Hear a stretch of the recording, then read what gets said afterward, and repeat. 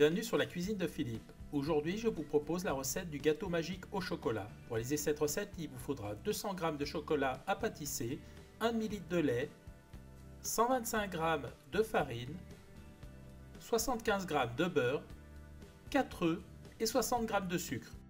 Première étape, je mets le lait dans une casserole et je le porte à ébullition. J'ai découpé le chocolat en carreaux dans un saladier. Je verse le lait chaud dessus.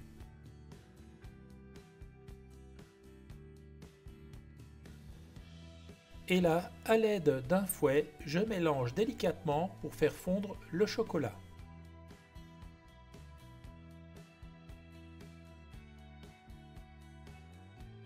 Le chocolat est bien fondu, je réserve. Maintenant, je fais fondre au micro-ondes le beurre. J'ai séparé le blanc des jaunes de mes œufs. On va s'occuper d'abord des jaunes. Donc, on prend le saladier, on rajoute le sucre et à l'aide d'un fouet, on va blanchir la préparation.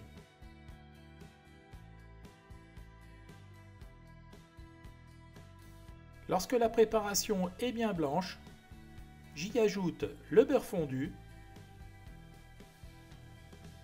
et là, avec le fouet, je l'incorpore.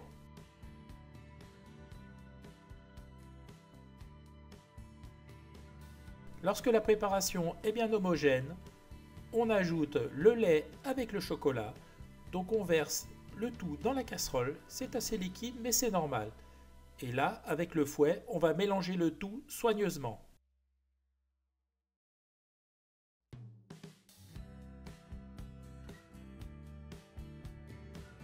Le mélange est bien lisse. À présent, on va ajouter la farine. Alors on la verse en une seule fois. Et avec le fouet, on va mélanger en partant du centre. On fait des mouvements circulaires comme ça et on accélère.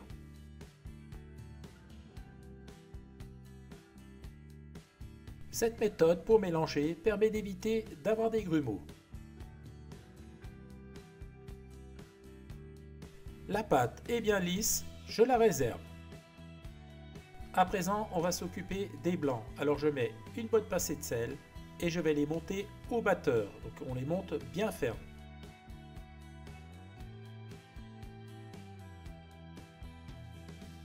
Les blancs sont suffisamment fermes. On arrête le robot. On voit ils tiennent bien. On va poursuivre la recette. À présent, on va assembler les deux préparations. Alors on prend environ un quart des blancs que l'on met dans le chocolat. Et là, avec le fouet, on y va gaiement, on incorpore. En fait, ici, on détend la préparation.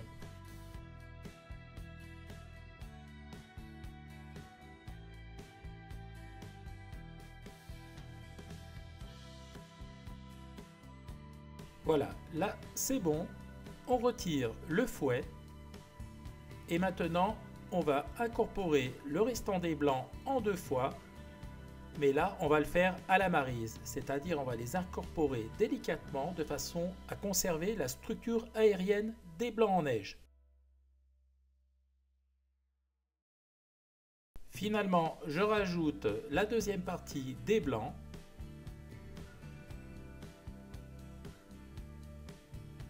Voilà, et je continue les mouvements circulaires de bas en haut.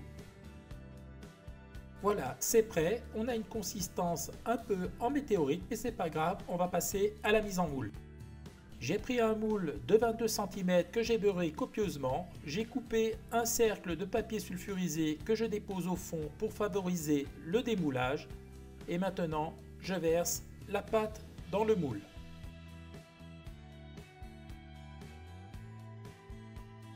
La pâte peut sembler liquide, mais c'est tout à fait normal.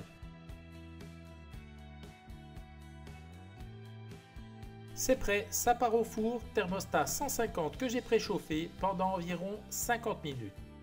Tout juste sorti du four, voici le résultat, il est tout bronzé, il est un petit peu fendu, mais il est en train de redescendre, ça va se combler, c'est pas grave. Maintenant on va laisser refroidir. Et bien voilà, la recette est à présent terminée, regardez comme cette part donne envie. Alors le dessus est un petit peu fragile, mais c'est pas grave. Alors je vais vous montrer la tranche. Alors on démarre d'une texture presque en flanc et on va vers un gâteau plus aérien.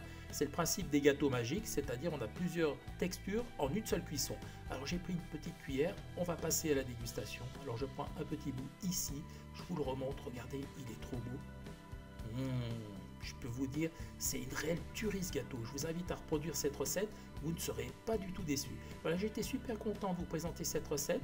J'espère qu'elle vous a plu. Si elle vous a plu, abonnez-vous à la chaîne, mettez un petit pouce bleu. Sinon, moi je vous dis à très vite pour de nouvelles aventures culinaires sur la cuisine de Philippe. Ciao, ciao!